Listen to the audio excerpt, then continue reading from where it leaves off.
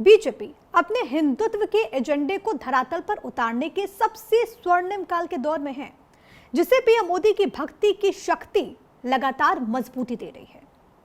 अयोध्या में राम मंदिर के निर्माण और प्राण प्रतिष्ठा ने इसे पुख्ता तो किया ही, पीएम के एक के बाद एक मंदिर दर्शन इस कार्यक्रम की अगर हम बात करें तो इस एजेंडे को अनवरत जारी रखते हुए भी वो नजर आ रहे हैं। दक्षिण भारत के मंदिरों में भी पीएम ने उसी शिद्दत के साथ अपनी श्रद्धा प्रदर्शित की जैसा कि वो काशी या फिर उज्जैन या फिर गुजरात के द्वारकाधीश में पूजन दर्शन करते हुए नजर आए। राम मंदिर की प्राण प्रतिष्ठा से पहले देखिए किस तरीके से दक्षिण की परिक्रमा उन्होंने वहां पर की। बीजेपी की रैलियों में भी जय श्री राम के जयकारे लगते रहे हैं। बावजूद बीजेपी की ओर से इस बार 400 पार का नारा दिया जा रहा है। कुछ तस्वीरें आपकी टीवी स्क्रीन पर भी हैं। अकेले बीजेपी 370 के टारगेट को लेकर के चल रही है और इसके लिए कई तरह की प्लानिंग भी हुई है। मोदी ने महिला, युवा, गरीब और किसान इन 4 जातियों का जिक्र कर यह साफ किया कि बीजेपी के लिए धर्म और जाति कोई मायने नहीं रखती। बीजेपी भले ही हिंदुत्व का राग अलापती है, लेकिन मोदी जी के जरिए मुस्लिम समाज में भी पैठ बनाने की कोशिशें जारी है। मुस्लिम मित्र बनाने से लेकर स्नेह मिलन यात्रा तक, यहां तक कि ट्रिपल तलाक जैसे कानून भी बनाए गए हैं। सिख समाज के साथ तो उनके रिश्ते हमेशा से एक अलग लेवल पर रहे हैं। ये और बात है कि पंजाब में बीजेपी पैठ नहीं बना पाई और अकाली दल के भरोसे ही रही। ईसाइयों की बात करें तो उनके साथ मोदी जी का रिश्ता ठीक ठाक सा रहा है।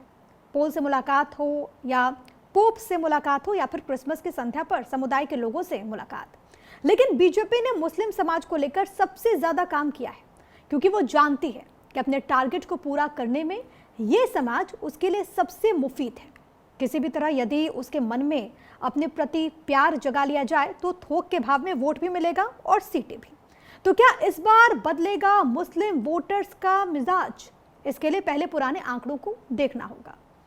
लोकसभा चुनावों में बीजेपी के प्रति मुसलमानों के रवैये की अगर बात करें तो वो नहीं बदला है। 2014 और 19 में 8% के औसत से मुसलमानों ने भारतीय जनता पार्टी को वोट किया।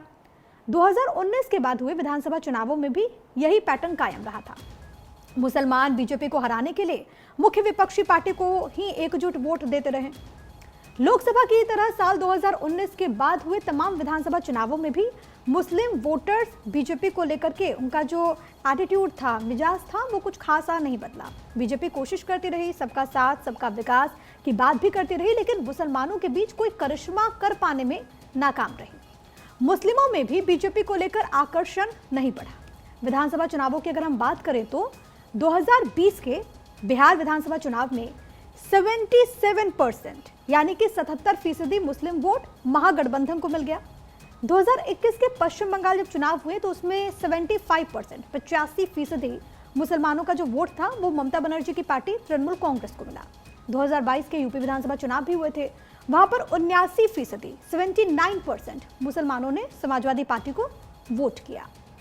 हाल फिलहाल के दिनों में बीजेपी ने पूरी शिद्दत के साथ अपने इस वीक पॉइंट पर काम किया है और उसे उम्मीद है कि 2024 में उसे मिलने वाला मुस्लिम जो वोट है वो बढ़ेगा भी।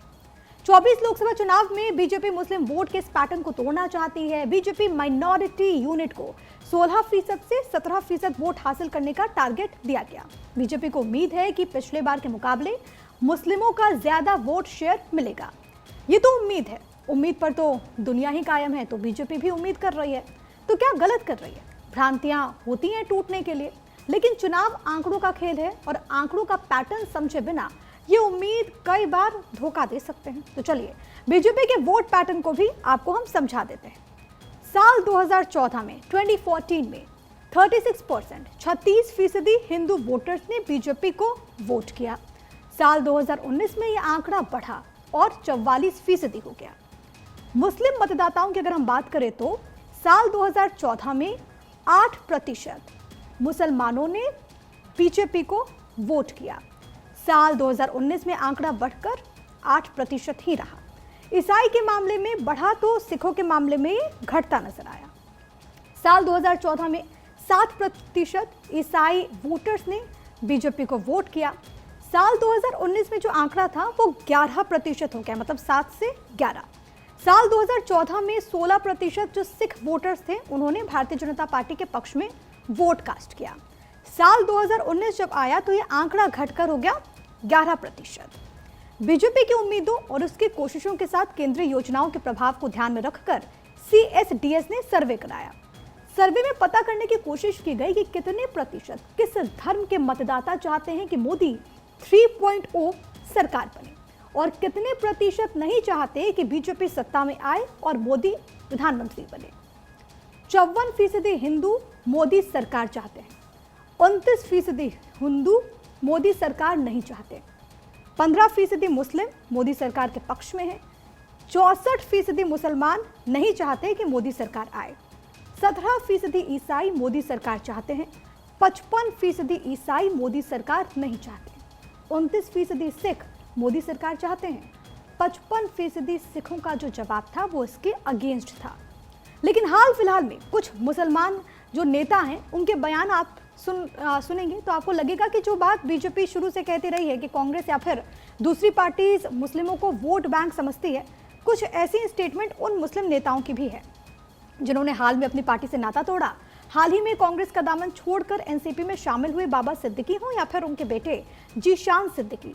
जीशान कहते हैं कि कांग्रेस मुस्लिमों के साथ होने का सिर्फ दिखावा करती है, पार्टी में मुसलमानों से भेदभाव होता है।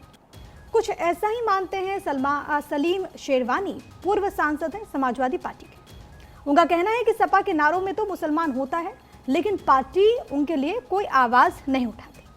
CSDS के मुताबिक मुस्लिमों को लेकर भले ही सभी पार्टीज हमेशा से तुष्टीकरण का भाव रखते हुए उन्हें वोट बैंक ही मानती है, लेकिन ऐसा करने से वो थोड़ा बच रही है। इस बार बीजेपी एकमात्र पार्टी है जो खुलकर मुस्लिमों के लिए आउटरीच प्रोग्राम चला रही। लेकिन परेशानी की बात यह है कि विपक्षी पार्टियों से मुस्लिमों में असंतोष तो है, लेकिन मुस्लिम मतदाताओं के पास कोई ऑप्शन भी नहीं है। ऐसा भी नहीं है कि जिन पार्टियों को वो चुनते हैं, कांग्रेस या फिर कोई भी आप क्षेत्रीय दल ले लीजिए, तो उन्होंने उनकी कम्युनिटी के लिए बहुत कुछ कर दिया। उनके सामने बुरे और बेहद बुरे में तय करने का सवाल है, इसलिए वो बुरे की तरफ जाते हैं, बेहद बुरे की तरफ नहीं। विपक्षी पार्टियां अभी तक इसी बात को मानती आ रही हैं और उन्हें वोट मिलता भी रहा, लेकिन अब उनका कोर वोट बैंक खिसक रहा है, बट रहा है और एक हिस्से में बीजेपी सेंध भी लगा रही है। यह हिस्सा है पसमानदा मुस्लिमों का। दरअसल बीजेपी की जो नजर है वो पसमानदा मुसलमानों पर है। पसमानदा कौन है, अब आपको ये भी समझा देते हैं। पसमानदा जो शब्द है वो एक अरबी शब्द है जिसका मतलब है समाज में पीछे छूट गए लोग। जो मुस्लिम जातियां सामाजिक या फिर शैक्षिक रूप से पिछड़ी है उन्हें ही पसमानदा मुसलमान कहा जाता है। इनमें वो जातियां भी शामिल हैं जिनसे छुआछूत होती है, लेकिन हिंदुओं की तरह वो SC की सूची में शामिल नहीं है। भारत में मुस्लिम समाज में पसमानदा मुसलमानों की हिस्सेदारी 80% के करीब है। पसमानदा के लिए बीजेपी अब क्या कर रही है, ये भी तो सवाल है। देखिए, पसमानदा मुसलमानों तक पैठ के लिए बीजेपी ने स्नेह यात्रा का आयोजन किया।